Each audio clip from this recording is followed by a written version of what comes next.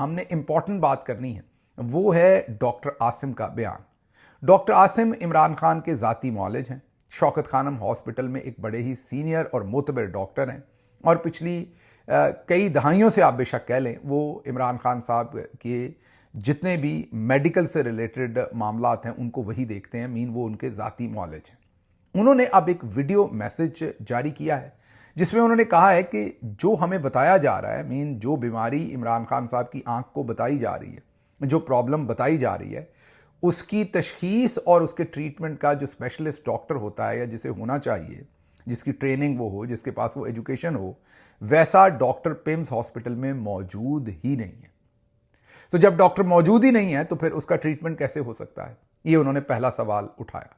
दूसरा सवाल उन्होंने ये उठाया कि ये जो बीमारी है या ये जो एक कॉम्प्लिकेशन बनी है उनकी आंख के साथ, इसको हम आइसोलेशन में नहीं देख सकते।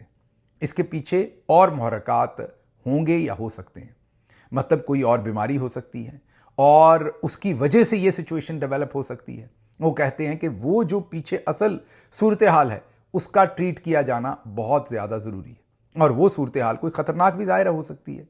तो उन्होंने कहा कि आंख का ट्रीटमेंट तो ज़रूरी है और फौरी है, लेकिन ये आंख का मसला बना क्यों है, वो जो पीछे उसके मुहर्रकात हैं उनका अंदाज़ा लगाना, उसकी तशखीस करना, उसकी ट्रीटमेंट करना, वो इससे भी ज़्यादा ज़रूरी है।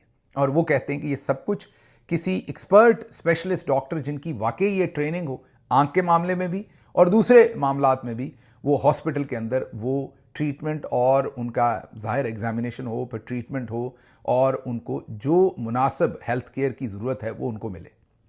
उन्होंने ये जो एक नया पर्दा उठा दिया है, नया इंकशाफ किया है कि पिम्स हॉस्पिटल में ऐसे एक्सपर्ट डॉक्टर इनकी आंख से मुतल्लक मौजूद ही नहीं थे, तो फिर प्रोसीजर कैसे किया, ये अपने अंदर अब बड़े बड़े सवालात को जन्म दे रहा है।